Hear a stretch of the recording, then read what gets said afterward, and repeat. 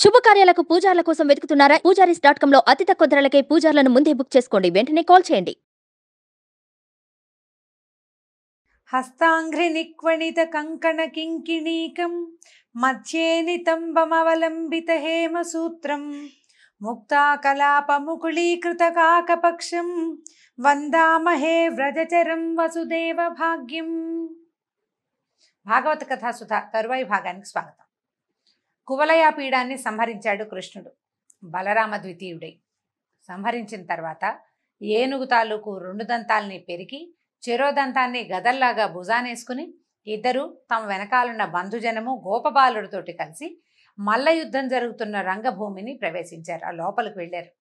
వెళ్ళేసరికల్లా ఎట్లా కనపడుతోందంటే మొహాలు వీళ్ళు ఇంతసేపు యుద్ధం చేశారు కాదు, చెమట పట్టిందట. మొహం మీద ముత్యాల్లాగా మెరుస్తున్న చెమట, రకరకాల ఆభరణాలు. అది చూస్తుంటే ఎలా ఉందంటే దేవతలకి మానవులకి కూడా హృదయంలో ఒక రకమైన ఆరాటం, ఉద్వేగం, భయంకరమైన ఆడంబరంతో కలవరపడిపోతున్నారట వాళ్ళంతా. మల్లె మధ్య రంగంలో లోపలికి ఆ రంగంలోకి ప్రవేశిస్తే బలరామ ద్వితీయుడుగా ఉన్నటువంటి మధుసూదనుడైన కృష్ణుడు రౌద్రంగా కనపడుతున్నాడు. మల్లురు అమ్మో వీడు చండ ప్రచండుడురా అనిపించేస్తున్నాడు మల్లురకి. అక్కడి నుంచి అద్భుత రసం, అసలు హేళగా చంపేశాడు ఏనుగుని, ఇంత బాలుడని, కాబోయే ప్రభువు ఇతడు మన ప్రభు అని ప్రజలు భావించారట. అసలు ఎంత సొగసుగా ఉన్నాడో అని మన్మధుడిలాగా ఉన్నాడు అనుకున్నారట చుట్టూతా ఉన్న స్త్రీలంతా. అక్కడి నుంచి భయానక రసంతో కంసుడికి నా మృత్యువు వీడే వచ్చేశాడు నా దగ్గరికి అని అనిపించేలాగా కనిపించాడు. భీభత్స రసంతో, భీభత్సం ఏమిటి, ఒక ఏనుగుని తొక్కి చంపి దాని నెత్తురుతోటి పాదాలు చేతులు అంటుకుపోయి భీభత్సంగా కనిపిస్తుంటే మూర్ఖులు అనుకుంటున్నారట, బాబోయ్ వీడేమిట్రా ఏదో చక్కగా అలంకరించుకుని ఊరు చూడ్డానికి వచ్చిన పిల్లాడు, ఈ ఒళ్ళంతా నెత్తురేమిటి, ఈ ఏనుగుని చంపుడేమిట్రా దేవుడా అని వాళ్ళ కొంతమందికి అట్లా అనిపిస్తోంది. అక్కడి నుంచి కరుణ రసంతో ఇంత కష్టపడుతున్నాడు నా పిల్లవాడని తండ్రికి వసుదేవుడికి ఎంతో ప్రేమగా అనిపించింది. చిన్న పిల్లాడు హాయిగా విహరించడానికి వచ్చి ఈ అనవసరమైన ఇలాంటి ధనుజకాండలకి, ఈ దుర్మార్గుల తాలూకు ఆవేశాలకి వాటికి దొరికిపోయాడే నా పిల్లాడని ఆయన చాలా దుఃఖపడుతూ కరుణతోటి జాలిగా చూసుకుంటున్నాడు తన కొడుక్కేసి. ఆయన దగ్గర ఉన్న వీర ప్రతాపం చూసి చుట్టుపక్కల ఉన్నటువంటి దుర్మార్గులందరికీ ద్వేషాన్ని కలిగించాడు. ఎలాగైనా వీడిని కొట్టేయాలనుకుంటున్నారు వాళ్ళు. హాస్యరసంతో ఈ ఏనుగుని కొట్టి దాన్ని తొక్కి దాన్ని తోకపుచ్చుకుని విసిరేసి ఆ దంతాలు లాగేస్తే గోపకులందరికీ వాళ్ళకి మా కులదీపకుడు హాస్యరసంలాగా భాషించింది. వాళ్ళకి సరదా వచ్చింది. పిల్లలకేముంది, ఆయన ఎన్నిటినో చంపేశాడు, దాన్ని కొట్టి దీన్ని కొట్టి ప్రతిదాన్ని కొడతాడు. ఆ కొట్టిన దాన్ని చూసేసరికి మిగిలిన వాళ్ళకి దెబ్బలు తినేవాళ్ళకి బాధగా ఉంటుంది, కానీ చూసే వాళ్ళకి వినోదంగానే ఉంటుంది. ప్రేమరసంతో చుట్టాలకి భగవంతుడుగాను, శాంతరసంతో యోగిజనులకు పరబ్రహ్మ స్వరూపంగా నవరసాలు భాషించేలాగా ప్రచండమైన సౌందర్య స్వరూపంతో కనపడుతున్నాడట. లోపలికి వచ్చేసరికల్లా ఆ సమయంలో ఇతను కంసుడు వెనక్కి దీర్ఘంగా చూస్తున్నాడు. చచ్చిపడి ఉన్న నడగొండ లాంటి కువలయ పీడాన్ని అక్కడి నుంచి నడిచొస్తున్నారు ఇద్దరు. ఎట్లా ఉన్నారు, ఒక తెల్లగా మెరిసిపోతున్నట్టు బంగారపు రంగులో మెరిసిపోతూ నల్లటి బట్ట కట్టుకున్నవాడు ఒకడు, నల్లగా మెరిసిపోతూ పచ్చటి బట్ట కట్టుకున్నవాడు ఒకడు. ఆ 2 స్వరూపాలని చూసేసరికల్లా కంసుడికి బెదురు అదురు వచ్చేసింది లోపల. ఏం చేయాలి, కింకర్తవ్యతా మూఢుడుగా ఉన్నాడు, ఏం చేయాలో తెలియటం లేదట. అయితే ఎట్లా ఉన్నారు వీళ్ళు చూడ్డానికి, చక్కగా ధైర్యంగా సాహసంగా కనపడుతున్నారు. వస్త్రాలు పువ్వుల దండలు మంచివి చక్కగా ధరించి మంచి నగలు వేసుకుని అందంగానూ కనపడుతున్నారు. ప్రతి వాళ్ళకి ఆనందం కలిగించేలాగా కనపడుతుంటే ఆ చుట్టూతా ఎవరైతే ఈ మల్ల యుద్ధానికి చేరారో అంటే ప్రజలందరూ ఎవరి మరణాన్ని చూస్తారని భావించి కంసుడు ఇలా పెద్దగా రంగస్థలాన్ని ఏర్పరిచాడో అక్కడ చేరిన జనమంతా కళ్ళకి తనివి తీరా, ఆ కళ్ళకి పూర్తి సార్థకత లభించేంత ఆనందంగా ఈ రాజకుమారులు ఇద్దరిని, గోపకుమారులు ఇద్దరిని చూస్తూ ఉండిపోయారట. ఎట్లా ఉన్నారంటే ఒక్కొక్కళ్ళైతే ముట్టుకుని కావలించేసుకునేలాగా కనపడుతున్నారు.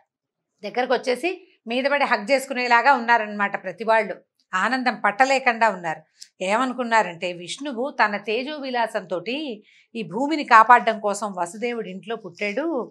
బ్రహ్మస్వరూపుడు ఇతను, ఈయంతో ఉన్నవాడు బ్రహ్మస్వరూపుడు. ఇద్దరు బ్రహ్మస్వరూపుడు. వీళ్ళని చిన్నపిల్లలు అనుకోవడానికి వీల్లేదు. భగవంతుడు పసిబాలకుడైతే ఏమిటి, ఆయన తేజో విలాసం శక్తి ఎక్కడికి వెళ్ళిపోతాయి, బ్రహ్మస్వరూపుడు ఇతను అని భావిస్తున్నారు. అట్లా చూస్తూ ఉండిపోయారు ప్రతి వాళ్ళు. ఎంత అందంగా ఉన్నాడో ఇవాళంతా చెప్పుకుంటున్నారట. ఎట్లా ఉన్నాడో చూడు, ఒక మంగళకరమైన అవయవ సౌష్ఠవం, నడిలాల లాంటి కళ్ళు, అంటే తామరాల లాంటి కళ్ళు, గొప్ప తేజస్సు, దిగ్గజేంద్రంలాగా ఉన్నట్టు. అంటే ఈ మనం అష్టదిగ్గజాల సంగతి చెప్తాం. 8 ఏనుగులు భూమిని పైకి పట్టి ఆపుతాయట, నీళ్ళలో సముద్రంలో పడిపోకుండా. ఆ వాటితో సమానంగా ఉన్నాడు, ఏనుగులాగా ఉన్నాడంటే ఏనుగు అనగానే అదేదో పెద్ద ఆకారంగా ఊహించుకోకూడదు, గాంభీర్యానికి చెప్తారు ఏనుగుని. ఎంత చక్కటి నడక! లక్ష్మీదేవికి పతి అయిన వాడు పూతనని చంపాడు, సుడిగాలిని ఆయన తృణావర్తుడిని సంహరించాడని బాల్యం నుంచి ఆయన చేసిన చేష్టలన్నింటినీ లైన్ లిస్టుగా చదువుకుంటున్నారు. చదువుకుని మెల్లిగా ఆ లిస్ట్ అంతా అయ్యాక, ఇతడు బాలుడు కాదు, మానవుడు కాదు, మానవుల కోర్కెలు ఈడేర్చటానికి వసుదేవుని కులంలో పుట్టిన భగవంతుడే తప్పిస్తే మరొకడు కాదని నిర్ధారించుకున్నారు. ఈ విధంగా ప్రజలంతా చూస్తుండగా చాణూరుడు అన్నాడు, ముష్టికుడు చాణూరుడు అని ఇద్దరు మల్లయోధులు ఉన్నారని చెప్పాం కదా. అక్కడి నుంచి ఏమన్నారు, బాబు ఏమిటి మీరు అడవిలో గొల్ల పిల్లలతోటి కలిసి ఆవుల్ని మేపుకుంటూ బాగా మంచి యుద్ధం పటిమ వచ్చిందని, మీకు పోరాట పటిమ ఉందని మేము విన్నాము, అందుకే మా మహారాజు మిమ్మల్ని యుద్ధ క్రీడకి పిలిచాడు. పద ఇప్పుడు మనం వీళ్ళందరూ చూస్తుండగా మనం విద్యలు ప్రదర్శిద్దాం. మీరేమో అడవిలో నేర్చుకొచ్చారు, మేమేదో ఊళ్ళో ఉంటాం, మేము కలిసి విద్య ప్రదర్శిద్దామన్నారు. నువ్వు బాగా అని ఇంకా అడుగుతున్నాడు అనమాట. నీకు బలం ఉందా, నీకు అది వచ్చా, నీకు ఇది వచ్చా అని ఒక్కొక్కటి అడుగుతున్నాడు అనమాట. నీకేం కావాలి, పాలు తాగుతావా బలం రావడానికి? అంటే ఇప్పుడు యుద్ధం చేయాల్సిన వాడు ముందు బలానికి ఏదైనా తీసుకోవాలి కదా. నీకేం కావాలి, అది కావాలా, ఇది కావాలా, నీకు తెలుసా, దీని పేరేంటో తెలుసా అని ముద్రలు చూపిస్తున్నాడు అనమాట. ఇప్పుడు మనం ఇలాంటి విద్యలు ఎందుకు నేర్చుకుంటామని వాడు మాట్లాడుతున్నాడు. అంటే నోరు విసిరేసుకోవటం అనమాట ఇదంతా. మామూలుగా ఏదైనా మల్ల విద్యలు అవి ఎందుకు నేర్చుకుంటాం, ప్రజలు చూసి ఆనందించడానికి. మనం ఒకళ్ళమే ఆనందించాం, ఏదో యుద్ధం నేర్చుకున్నాము, కత్తిసాము కర్రసాము అవన్నీ కూడాను మనమే నేర్చుకుని ఆనందించాం. అది ప్రజలు చూసి ఆనందించడం కోసం నేర్చుకునే విద్యలు.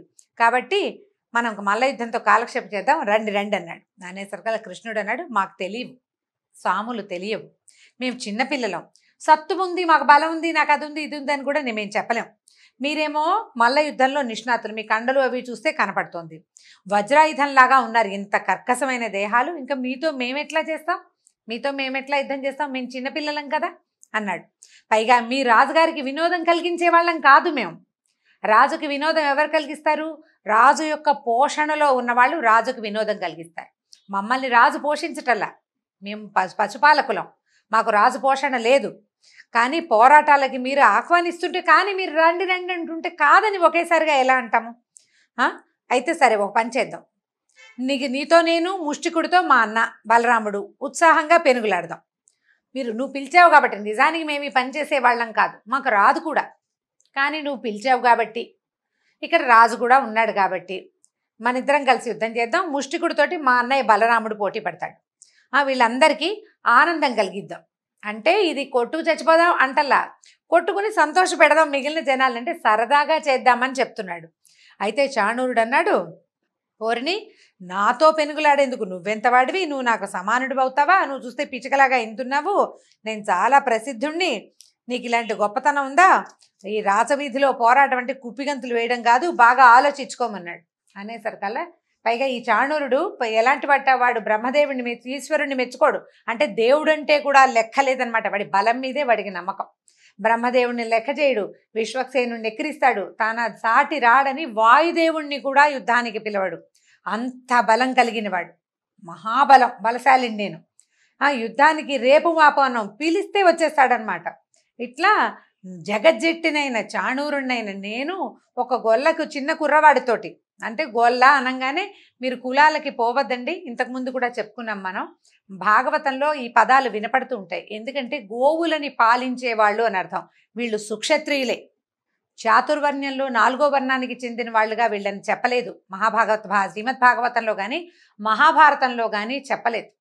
వీళ్ళు గోవుల్ని పాలిస్తారు, కానీ చక్కగా వీళ్ళకి యజ్ఞోపవీతాలు అవి కూడా ఉంటాయి. కృష్ణుడికి ఉపనయనం చేసినట్టు స్పష్టంగా వ్యాస భాగవతంలోనే చెప్పబడింది. ఉపనయనం చేశారంటే క్షత్రియులు వాళ్ళు, పేరు అది అంతే. అక్కడి నుంచి నిన్ను పట్టడానికి నేను చాలనా, పైగా నాతో పెరుగులాడతానని అంటావా, రా రా అన్నాడు. నువ్వేంటి ప్రగల్భాలు, కనీసం నా కాలి కిందకి రావడానికి కూడా నువ్వు సరిపోవు, రమ్మన్నాడు. అనేసరికల్లా సరే బాగానే ఉంది కదా, బాగుంది, దానికి రెడీగా ఉన్నాడు, బాగా సిద్ధపడ్డారనమాట. పిలుస్తుండేసరికల్లా ఏం చేశాడు, ఈ పిలిచివాడు మామూలుగా మల్ల యోధులు సాధారణంగా నిలబడితే కొంచెం పెద్దగా కనిపిస్తారు. అదే వాళ్ళు గట్టిగా గాలి కుంభించి జబ్బలు పొంగిచ్చేసరికల్లా ఇట్లా పెద్దగా విశాలంగా కనపడతారు. బాడీ బిల్డర్స్ చేస్తుంటారు కదా, సుమారుగా ఉంటారు. వాడు గాలి బంధించేసరికల్లా ఛాతీ పైకి ఉప్పెంగుతుంది, జబ్బల కండలన్నీ నరాలన్నీ తేలి ఒక వేరే షేప్లో కనిపిస్తుంటాయి. ఒక్కసారి శరీరాన్ని కుంభించట, గట్టిగా పలికి గట్టిగా గాలి లోపల తీసుకుని భుజాలు చేతులు విదిలిస్తే ఎలా ఉన్నాడంటే భయమేసేలాగా ఉన్నట్టండి. ఎంత భయం వేస్తుందంటే ప్రళయకాలంలో యమధర్మరాజు కోరల్లాగా ప్రకాశించినట్టు అతని కోర మీసాలట, అక్కడి నుంచి పొడుగు దిగ్గజాల తొండాలకు సమానమైన చేతులుట. వాడిని చూస్తేనే ప్రజలు అమ్మ బాబోయ్ వణికిపోతున్నారు వాళ్ళంతా. వీడు ఇంత కండల వీరుడు, ఈ పసిబాలుడు ఏం చేస్తాడు ఆ వీడితోటి అని పైకి అట్లా అనిపిస్తుంది. మళ్ళీ లోపల అనిపిస్తుంది వాడి బలం ఏమిటి, వాడిది ఒక బలమా, అసలు ఆ బలం ఎవడిచ్చాడు వీడికి, ఆ బలం ఎవడైతే వీడికి ఇచ్చాడో ఆ బలిమి ఇచ్చిన దేవుడే ఎదురుగుండా నిలబడితే తెలుసుకోకుండా మృత్యుని కావలించుకోవడానికి వెళ్తున్న వాళ్ళగా ఈ చాణూరుడు ఇట్లా వెళ్తున్నాడు ఏమిటా అని లోపల భావిస్తున్నారు జనమంతా. చూడలేకపోతున్నారు. వాళ్ళకి ఎట్లా ఉందంటే ఓ పక్కన బెంగగా ఉంది, అయ్యో పిల్లాడే అనిపించేస్తోంది. రెండో పక్కన లోపల ఏమనిపిస్తోంది, వీడు పిల్లవాడు కాదు పిడుగు భగవంతుడు, వాడి పీచ వండుస్తాడని భావిస్తున్నారు. అక్కడి నుంచి మిక్కిలి పూనికతోటి ఇలా రెడీగా వచ్చేసాడనమాట. ఏం చేశాడు, ఈయన కూడా భుజాలు అప్పలిచ్చాడు కృష్ణుడు కూడా. అంటే భుజము అప్పలించడం అంటే గట్టిగా గాలి పీల్చి చేతులు బిగించాడనమాట. బిగించి పెద్దగా సింహనాదం చేసేట. ఆ సింహనాదానికి ఎట్లాంటి శబ్దం అంటే మామూలుగా లేదు, మొత్తం రంగస్థలం అంతా అదిరిపోయిందట. జట్టి మీదకి ఉరికాడు, అతని మీదకి, ఈ ఎవరి అవతల వాడు చాణూరుడి మీదకి ఉరికేసరికల్లా ఎట్లా ఉందంటే ఏనుగుతో సింహంతో కొండతోటి ఢీకొంటున్నట్లుగా ఉంది. రెండు కార్చిచ్చులు తమ జ్వాలలతోటి రెండు కార్చిచ్చులు కలిసి కొట్టుకుంటున్నట్టుగా కనపడుతుందట. మహామేఘాలు తమ మీద పరస్పరం పిడుగులు విసురుకుంటున్నట్టుగా చేతులు ఒకళ్ళ మీద ఒకళ్ళు విసిరేస్తున్నారు. ఇక హరి ఇంతలో ఏం చేశాడు, ఇంకా అట్లా తిరిగారు. ఒక 5-10 నిమిషాలు వినోదంగానే ఉంది, ఏదో వేడుకగా జరుగుతుంది. అంతలో విజృంభించి ఏం చేశాడు, జట్టిని మెట్టి గట్టిగా లాగి నేలకి లాగేసేట. అయితే నేలకి లాగిన వాడు మళ్ళీ లేచాడు. వాడు కింద పడ్డవాడు, రాక్షసులు కూడా కింద పడ్డాడో వాడు ఇంకా విజృంభించి వస్తాడు. వీళ్ళు కూడా అంతే, ఈ పడినవాడు మళ్ళీ విజృంభించి పైకి లేచాడు. పైకి లేచి ఇంకా పోరాడారు, కొట్టుకున్నారు విపరీతంగా. ఇంతలో ఏమైంది, బలరామ సోదరుడి మన కృష్ణుడు ఏం చేశాడంటే మోకాళ్ళతోటి కొట్టేశాడు. రకరకాల బంధాలు ఉంటాయండి ఈ ముష్టి యుద్ధంలోనూ. తర్వాత ఈ మల్ల యుద్ధంలో బంధనం అంటే ఒకళ్ళనొకళ్ళు పెన వేసుకుని పట్టుకుంటారు. ఆ పట్టిన పట్టులోంచి విడవలేకపోతారనమాట. అందులో కరవడం అనే పట్టు ఒకటి ఉందిట. పట్టితే అప్పుడు మల్లుడు అన్నట్టు, అబ్బో డింభకుడివి నువ్వు, చిన్నపిల్లాడివైనా బాగా పట్టావు, గట్టిగా పట్టావన్నట్టు. పట్టి తోసేశాడు. ఇక ఎన్ని రకాల మల్ల యుద్ధ విద్యాభ్యాసం ఉన్న వాళ్ళంతా ఆయన పొగుడుతున్నారు. కొంతమంది శభాష్ అంటారు చాణూరుడిని, ఇంకొంతమంది కృష్ణుడిని శభాష్ అంటారు. జనం ఏంటంటే ఈ జరిగేది మొట్టమొదటి ఏమనిపించింది, బాలుడు మల్లుడు వీళ్ళిద్దరి యుద్ధం ఏమిటి అనిపించింది. కానీ క్రమంగా ఏమైందంటే మల్లుడికి ధీటుగా కనపడుతున్నాడు రెండో పిల్లవాడు కూడా.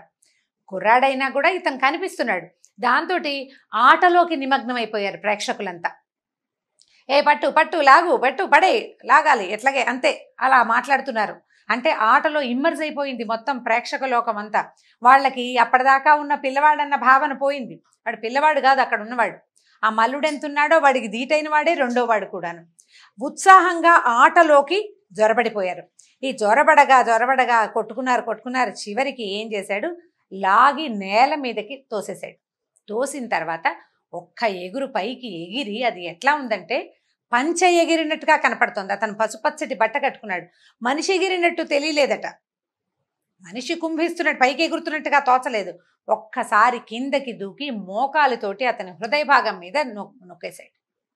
ఎప్పుడైతే కృష్ణుడి పాదము మోకాలు తగిలినాయో ఇక ఊపిరాడలేదు చాణూరుడికి. పిచ్చి కేక పెట్టాడట. ఎంత కేకంటే మామూలుగా లేదు. ఇంతలో ఇక్కడ ఈ ముష్టికుడు బలరాముడు ఇందుకు తీసిపోతగా ఏమీ లేరు. వాళ్ళు అంతకంటే బలరాముడు కృష్ణుడి కంటే బలశాలిగా కనపడతాడు. కృష్ణుడు ఒక్క రవ్వ నాజుగ్గా కనిపిస్తాడు చూడ్డానికి. చిన్నపిల్లవాడు కాదు, అన్నా తమ్ముడికి చిన్న తేడా ఉంటుంది. అయినా కూడా కృష్ణుడు బలశాలిగా ఇప్పుడు కనపడుతున్నాడు. ఇంతకుముందు ఈ ముష్టికుడు చాణూరుడు ఎంతవాడో ముష్టికుడు కూడా అంతవాడే. పైగా వాడు చాణూరుడు మాటలవాడు, పుష్టికుడికి మాటలేం లేవు, చేతలే అన్ని, యుద్ధమే అతని పని. ఈ ఎదురుగుండా ఉన్నవాడు బాలుడని కానీ ఇంకోటని కానీ లేదు, వీళ్ళు రాక్షసాంతకులు, వీళ్ళని అంతం చేయాలి, అదే పాయింట్. అక్కడి నుంచి వాళ్ళిద్దరూ కూడా ఇలాగే ఒకళ్ళనొకళ్ళు పట్టుకుంటూ 2 మబ్బులు 2 మేఘాలు ఒకదాన్నొకటి తోసుకుంటున్నట్టుగా, 2 ఏనుగులు ఒకే ఒకదానితో ఒకటి యుద్ధం చేస్తున్నట్టుగా భాషించేలాగా విపరీతమైన యుద్ధం జరిగింది. ప్రజలంతా లోపల లోపల అంటే ఆటలోకి, ఆ క్రీడలోకి, అంటే ఇది సాహస క్రీడలు కదా, మల్ల యుద్ధాలు, తర్వాత ఈ రెజ్లింగ్ పోటీలు లాంటివి చూస్తే ఏంటంటే దానికి ఒక ప్రత్యేకమైన గుండెకాయ కావాలి. ఏదో పాటలు పద్యాలు కాదు కదా, ఒకడినొకడు హింసించుకోవటం. ఎవడు ఏ క్షణాన పట్టుదప్పి మరణిస్తాడో ఏమవుతాడో తెలియదు. నిజానికి చంపటం క్రీడలో భాగం కాదు, కాకపోతే చాలా గట్టి దెబ్బలు తగులుతాయి, మొహాలు వాచిపోతాయి, దెబ్బలు కందిపోతాయి, మనుషులు మూలుగుతూ ఉంటారు, నేల మీదకి పడిపోతారు. అంత కొండలాగా ఉన్నవాడు ఎగిరి ఢామ్మని నేల మీద పడేసరికి గుండె గుబేలమంటుంది, బక్క గుండెల వాళ్ళకి గుండె అయిపోతుంది భయానికి. ఈ ఆట చూడడం కూడా ఒక ప్రత్యేకమైన కళే. దానికి ఎలా అయిపోయారంటే, పువ్వుల్లాగా ఉన్న పిల్లలతోటి ఇట్లాగా వజ్రంలాగా పర్వతాల్లాగా కఠోరంగా ఉన్న ఈ మల్లుడితోటి యుద్ధం చేయిస్తూ, ఏమిటి ఈ రాజు వినోదం చూస్తున్నాడు. ఎంత పిల్లలు తెలివిగా చేస్తున్నప్పటికీ యుద్ధం, ఇదేమి వినోదం? ఎక్కడైనా ఇలాంటి దుర్మార్గం విన్నావా? పిల్లలతోటి మల్లురికి యుద్ధం ఏమిటి, ఎక్కడా లేని విడ్డూరం అని వాళ్ళకి ఎట్లా ఉందంటే నిట్టూర్పులు విడిచేస్తున్నారు. అయ్యో అయ్యో మేము చూడలేమనుకుంటారు, కానీ చూడకుండా ఉండలేకపోతారు. పట్టు అంతే పడే విసిరై అంటున్నారు. అంటూ లోపల బెంగగా ఉంది. అంటే మానవత్వపు వాసనలు కొన్ని వస్తూ మధ్యలో క్రీడా వినోదం కూడా జరిగిపోతుందన్నమాట. సభాసదులు చూస్తున్నారు కానీ ఈ పిల్లలకి ఈ మల్లురికి మ్యాచింగ్ కుదరలేదని రాజుకు చెప్పలేరు. ఎందుకంటే రాజు కడు దుర్మార్గుడు, చెప్పితే చాలా కష్టం, చెప్పకపోతే ఈ పిల్లలకి ఏదైనా అయితే ఎంత తప్పు. ఎప్పుడు ఏం చేయాలి? యుద్ధాలకి సమానమైన వాళ్ళ మధ్య యుద్ధం, వెయిట్ చూస్తారు, సమానమైన బరువు ఉన్న వాళ్ళతోటే యుద్ధం, ఒకళ్ళనొకళ్ళు పోటీ చేయిస్తారు. పిల్లలు చూస్తే 15 ఏళ్ళు కూడా లేని పిల్లలు, చిన్న పిల్లలు, వాళ్ళేమో జగజ్జెట్టిలు, జగద్విఖ్యాతి చెందిన మల్లయోధులు. ఏం చెయ్యాలో తెలియటం లేదు అసలు. ఏమనాలి? ఓ పక్కనేమో ఈ పిల్లల సౌందర్యం పట్ల విపరీతమైన మోహాతిశయం కలుగుతోంది ప్రజలందరికీ. ఎట్లా అసలు, అయ్యో ఇలా చేసామే మనం, పిలిపించి ఈ రాజు పిలిపిస్తే మనం ఒప్పుకున్నాము, ఊళ్ళో తిరుగుతుంటే అందరం ఆ వస్తువులు ఈ వస్తువులు ఇచ్చి గౌరవించాము, మేడల మీద నిలబడి చూసాము, నాయనా వెళ్ళిపోండి వీడు దుర్మార్గుడని చెప్పలేకపోయాము, పొరపాటు చేశాము, ఇప్పుడు ఇది జరుగుతుంది, జరుగుతున్న దాన్ని చూడాల్సి వస్తుంది. ఈ పాపి దుర్మార్గుడైన ఈ రాజకులంలో రాజు దగ్గర పుట్టకుండా మనం కూడా అడవిలో ఏ వెదురు పుల్లై పుట్టినా కూడా ఈ పిల్లాడు మనని కూడా ఊదేవాడు కదా, కనీసం ఊదటం కోసం వెతుక్కునే వేణువులను వెతికేటప్పుడు మన్ని కూడా ముట్టుకునేవాడు కదా, ఆ చెట్టో పుట్టో అయ్యుంటే ఎంత బాగుండేది. పిల్లవాడిని కంటితో చూస్తూ, ఆ కృష్ణుణ్ణి కంటితో చూస్తూ ఆయనతోటి మమేకంగా ఉండలేక ఈ మరణాసన్నమైనటువంటి ఇటువంటి ఒక మృత్యు క్రీడని చూడవలసి వస్తోందని ప్రజలు గగ్గోలెత్తిపోయారు, మల్లగుంతాలు పడిపోతున్నారు, లోపల ఏడ్చేస్తున్నారు, వాళ్ళల్లో వాళ్ళు చెప్పుకుంటున్నారు, రాజుకి చెప్పలేకపోతున్నారు, వాళ్ళని వారించలేకపోతున్నారు. ఎంత దుఃఖము, ఎంత కష్టమో, ఎంత సంతోషమో, ఎన్ని రకాల భావాలతోటో సతమతమైపోతూ ఉన్నారట. సరే క్రమంగా ఇది సభ, కొంతమందికి వెళ్ళిపోదామనిపించేస్తుంది. బయటికి వెళితే ఏమంటాడో రాజు, సభల్లో నుంచి అట్లా వెళ్ళకూడదు, సభా మర్యాద కాదు. దాంతో ఇక ఏం చేయాలో తెలియక, సరే ఇంక చేసేదేముంది, వీళ్ళిద్దరిలో ఎవరో ఒకళ్ళు ఓడి ఒకళ్ళు గెలిస్తే న్యాయమో అన్యాయమో ఎవడో ఒకడు నుంచుంటాడు అక్కడ జడ్జి లాంటి వాడు అన్యాయంగా చెప్తే ఆ పాపం వాడికి తప్పదు. కాకపోతే ఈ సందట్లో పిల్లలకి ఏదైనా అయితే అని అనిపిస్తుంది అనమాట. ఈ విధంగా ఎంత బాధపడిపోయారంటే, మహాబాధపడుతుండగా ఇంతలో ఏమైంది, వీళ్ళంతా లోపల కుందుకుట్లాడుకుంటున్నారనమాట. ఏం చేయాలో తెలియటం లేదు పాపం వాళ్ళకి. ఎలా ఉందంటే, గోవర్ధనగిరిని ఎత్తినటువంటి కృష్ణుడికి చాణూరుడు ధైర్యం చెడి లోబడిపోయాడు. చాలాసేపు ప్రతాపవంతంగా యుద్ధం చేశాడు చాణూరుడు. అతనికి తెలుస్తోంది ఈ సన్నగా నాజుగ్గా మెరిసిపోతూ చక్కగా బట్టలు నగలు వేసుకుని ధరించిన పిల్లాడు వీడు పిల్లవాడు కాదని, వీడిలో ఒక ప్రచండమైన శక్తి ఉందని, తన వల్ల కావటం లేదని తెలిసిపోయింది. మొదట కాసేపు పోటీ ఇచ్చాక క్రమంగా చల్లబడిపోయాడు. ఈ చల్లబడి ఎట్లా అయ్యాడు, చివరికి అయినా కూడా ఒక దెబ్బ, అంటే ట్రై చేయాలి కదా చివరి దాకా, ఈ ట్రై చేస్తూ ఒక దెబ్బ కొట్టాడు, ఈ దెబ్బ కొట్టడానికి ట్రై చేశాడు. ఏం చేసినా సరే వీడు దెబ్బలు కొడుతుంటే ఎలా ఉందంటే ఏనుగు మీద పూలదండేసినట్టుగా ఉందిట కృష్ణుడి మీద ఇతను కొట్టే దెబ్బలు. పువ్వులు పెట్టి ఓ పెద్ద దండ మాత్రం విసిరితే ఏనుగుకి ఏం తగులుతుంది? కృష్ణుడికి ఒక్క దెబ్బ కూడా తగలటల్లా. అతను విసిరే క్రమంగా మెడ పట్టుకుని ఏం చేశాడు, చేతులు పట్టుకున్నాడు. మొదట గీర తిప్పి అతని కృష్ణుడికి చాలా క్రియల్లో ఇదే కనిపిస్తుంది. ఆవు దూడల్ని 2 కాళ్ళు ఎత్తి నేలకేసి కొడతాడు, గాడిదల్ని కాళ్ళేసి కొట్టేస్తాడు, ఏనుగును కూడా తోక పట్టుకుని పడేసేసాడు, విసిరేసాడు కిందకి. అట్లా ఏం చేశాడు, చేతులు పుచ్చుకుని గీర తిప్పేసేసాడు. తిప్పి నేలకేసి కొట్టేశాడు. ఈ కింద పడిపోగానే నోట్లోంచి నెత్తురు కారుతూ చాణూరుడు మరణించాడట. అక్కడి నుంచి అందరూ ఆహా శభాష్ అంటూ ఉండగా ఈ బలరాముడు కూడా ముష్టికుణ్ణి అలాగే 2 చేతులు, బాగుంది ఈ ఐడియా, ఈయన కూడా అదే వచ్చు, మెడ చుట్టూతా కాళ్ళేసి నలిపి చంపేయటం వచ్చు బలరాముడికి, చేతులు పుచ్చుకుని విసిరేయటం అతనికి వచ్చు. తమ్ముడు ఏం చేశాడో చూసి ఈయన కూడా ఏం చేశాడు, ఆ ముష్టికుణ్ణి 2 చేతులు పుచ్చుకుని గీర తిప్పుతుంటే వణికిపోయారట ప్రజలు. ఆ తిప్పుతున్న వాడు మనిషిలాగా పిల్లవాడిలాగా కనిపించలా, భయం వేసేసిందనమాట. అక్కడి నుంచి ఏం చేశాడు, పడేసి కింద కొట్టేశారు కల్లా. చాణూరుడు ముష్టికుడు కింద పడిపోగానే రెడీగా ఉన్నారు కంసుడి సేన. ఏదైనా తేడా వస్తే ఈ పిల్లల్ని అణిచేయాలి అని భయం వేసింది వాళ్ళకి, భయపడిపోయారనమాట, ఏదో జరిగిపోతుందని. ఈ తగిలేశారు కల్లా ఇక మహావృక్షం కింద పడ్డట్టుగా ముష్టికుడు కింద పడిపోయాడు. కింద పడిపోతే ఒక దెబ్బ కొట్టాడు, ఊరుకోలేదు. మళ్ళీ బలభద్రుడు ఒక మొహం మీద ఒక గట్టి పిడికిలి పోటుతోటి కొట్టి ముష్టికుడిని సంహరించాడు. ఈ రకంగా చాణూరుడు ముష్టికుడు కేవలం గోపాలకుల సంతానమే, వీళ్ళ వల్ల ఏమీ కాదని భావించినటువంటి రాజెందుకో వీళ్ళని ఎక్కువ చేస్తున్నాడని భావించారు చాణూరుడు ముష్టికుడు.